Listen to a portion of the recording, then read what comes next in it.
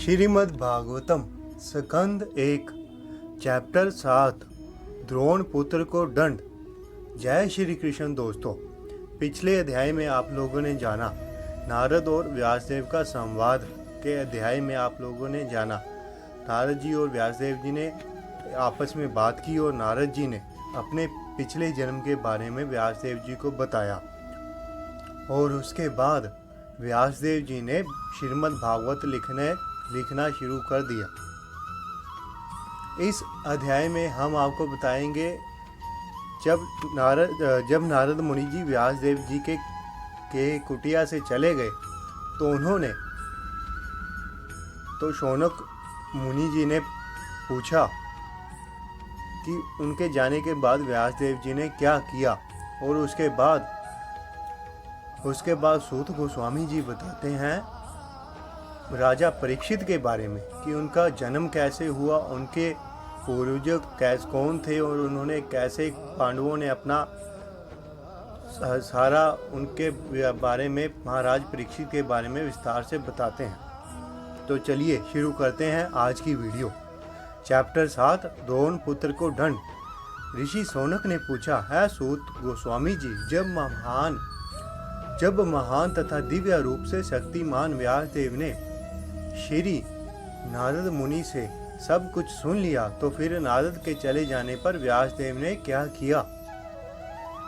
सूत गोस्वामी जी ने कहा, वेदों से घनिष्ठ रूप से संबंध सरस्वती नदी के पश्चिम तट पर शम्यापरास नामक स्थान पर एक आश्रम है जो ऋषियों के दिव्य कार्यकलापों को संवर्धित करने वाला है। उस स्थान पर बेरी के वृक्षों से घिरे हुए अपने आश्रम में श्री व्यासदेव जी ने शुद्धि के लिए जल का स्पर्श करने के बाद ध्यान लगाने के लिए बैठ गए। सूत गोस्वामी जी ने बताया कि नारद जी के जाने के बाद व्यासदेव जी अपनी कुटिया में ध्यान लगाने के लिए बैठ गए। इस प्रकार उन्होंने भौतिकता में किसी लिप्तता के बिना भक्ति में सेवा में बनकर अपना मन को पूरी तरह एकाग्र किया। इस तरह उन्होंने परमेश्वर के पूर्णत अधीन उनकी बहिरंगा शक्ति के समेत उनका दर्शन किया। जीव आत्मा 3 गुणों से अतीत होते हुए भी इस बहिरंगा शक्ति के कारण अपने आप को भौतिक पदार्थ की उपज मानता है और इस प्रकार भौतिक कष्टों के फलों को भोगता है। जीव के भौतिक कष्ट जिन्हें वह अनर्थ समझता है भक्ति योग द्वारा प्रत्यक्ष रूप से कम किए जा सकते हैं, किंतु अधिकांश जन इसे नहीं जानते। इसीलिए विद्वान व्यासदेव ने इस वैदिक साहित्य का संकलन किया जिसका संबंध परम सत्य से है। इस वैदिक साहित्य के श्रवण मात्र से पूर्ण पुरुषोत्तम भगवान श्री कृष्ण की प्रेमा भक्ति की भावना तुरंत अंकुरित होती है, जो शोक मोह तथा भय की अग्नि को तुरंत बुझा देती है। श्रीमद् भागवत का संकलन कर लेने तथा इसे संशोधित करने के बाद महर्षि व्यासदेव जी ने इसे अपने पुत्र श्री शुकदेव गोस्वामी जी को पढ़ाया, जो पहले से ही आत्म साक्षात्कार में निरत थे। श्री शौनक जी ने सूत गोस्वामी जी से पूछा, शुकदेव गोस्वामी जी तो पहले से ही निर्वृत्ति के मार्ग पर चल रहे थे और इस तरह वह अपने आप में प्रसन्न थे, तो फिर उन्होंने ऐसे बृहत साहित्य का अध्ययन करने का कष्ट क्यों उठाया। जो आत्मा में आनंद लेते हैं ऐसे विभिन्न प्रकार के आत्माराम और विशेष रूप से जो आत्म साक्षात्कार के पथ पर स्थापित हो चुके हैं, ऐसे आत्माराम यद्यपि समस्त प्रकार के भौतिक बंधनों से मुक्त हो चुके हैं, फिर भी वह भगवान की अन्य भक्तिमय सेवा में संलग्न होने के इच्छुक रहते हैं। इसका अर्थ यह हुआ कि भगवान में दिव्य गुण है, अतः वह मुक्त आत्माओं सहित प्रत्येक व्यक्ति को आकृष्ट कर सकते हैं। शील व्यासदेव जी के पुत्र शील शुकदेव गोस्वामी जी न केवल दिव्य शक्ति से युक्त थे, बल्कि वह भगवान के भक्तों के भी अत्यंत प्रिय थे। इस प्रकार उन्होंने इस कथा का अध्ययन किया। सूत गोस्वामी जी ने शौनक आदि ऋषियों को संबोधित किया, सूत गोस्वामी जी ने शौनक आदि ऋषियों को संबोधित किया, अब मैं भगवान श्री कृष्ण की दिव्य कथा तथा राज ऋषि परीक्षित के जन्म कार्यकलाप तथा मोक्ष विषयक वार्ताएं एवं पांडुपुत्रों द्वारा गृहस्थ आश्रम के त्याग की कथाएं कहने जा रहा हूँ। सूत गोस्वामी जी बताते हैं कि अब मैं आपको राजा परीक्षित के जन्म, उनके कार्यकलाप, उनके मोक्ष के विषय में एवं पांडुपुत्रों द्वारा गृहस्थ आश्रम के त्याग की कथाएं कहने जा रहा हूँ। तो अब वह महाभारत के बीच में जाते हैं।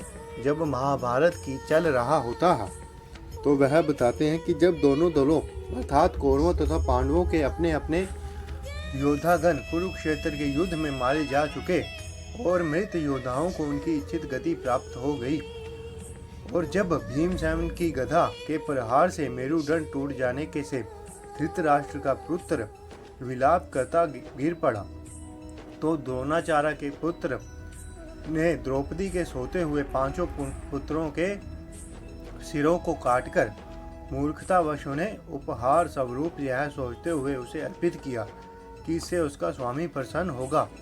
लेकिन दुर्योधन ने इस जघन्य कृत्य की निंदा की और वह तनिक भी प्रसन्न न हुआ। सूत गोस्वामी जी बताते हैं कि जब महाभारत का युद्ध चल रहा था तो काफी राजाओं और काफी योद्धाओं की मृत्यु हो चुकी थी। तब जब दुर्योधन विलाप कर रहा था तो द्रोणाचार्य के पुत्र अश्वत्थामा ने द्रौपदी के पांचों पुत्रों को सिर काट दिया और धृतराष्ट्र के पुत्र दुर्योधन के पास गया। तो उसने सोचा कि उसका मित्र खुश होगा, लेकिन दुर्योधन ने उसके इस कार्य को धुकारा और उन्हें लालच प्रदान की। उसके बाद जब इसका पता द्रौपदी को और पांडवों को पता चला कि उनके पुत्रों का द्रोणाचार्य ने वध कर दिया है, तो द्रौपदी को प्रसन्न करने के लिए अर्जुन ने कहा कि मैं उसका सिर काटकर तुम्हारे चरणों में लाकर रख दूंगा। तो भगवान श्री कृष्ण जी ने भी उनको इसके लिए प्रोत्साहित किया। लेकिन धर्म यह नहीं था, ब्राह्मण की हत्या नहीं की जा सकती थी। लेकिन भगवान श्री कृष्ण अर्जुन की परीक्षा लेना चाहते थे। और उसके बाद जब वह द्रोणाचार्य के पुत्र अश्वत्थामा के पीछे जब उन्होंने उनके पीछे रथ लगाया तो अश्वत्थामा डर के मारे भाग गया, और जब वह थक हार कर गिर गया तो अर्जुन ने उसको बांधकर, जैसे हम किसी पशु को बांध लेते हैं, बांधकर द्रौपदी के पास लाया। लेकिन द्रौपदी धर्म पर चलने वाली थी। उसने देखा कि गुरु का पुत्र ऐसे पशुओं की तरह बांधा गया है, यह उचित नहीं है। तो युधिष्ठिर ने भी द्रौपदी की बात का समर्थन किया और कहा कि यह हमारे गुरु का पुत्र है, इसकी हत्या नहीं की जानी चाहिए। तो इस सब के बाद उन्होंने उनको दंड तो अवश्य ही मिलना चाहिए, जो उसके ने किया है उसके लिए उनको दंड मिलना चाहिए, लेकिन ब्राह्मण की हत्या हमारे शास्त्रों में नहीं लिखी गई। तो अर्जुन ने उसको बाल काट दिए और उसकी मणि ले ली और उसे अपने घर से भगा दिया। इससे वह बहुत लज्जित हुआ। यही ब्राह्मण के लिए उचित दंड है जो ब्राह्मण को दिया जा सकता है। तो इस प्रकार इस अध्याय में बताया गया है कि किस प्रकार द्रोण के पुत्र अश्वत्थामा को दंड दिया गया। जय श्री कृष्ण। इस प्रकार श्रीमद् भागवतम के पहले स्कंद के 7वें अध्याय द्रोण पुत्र को दंड का भक्ति वेदांत तात्पर्य पूर्ण हुआ। जय श्री कृष्ण।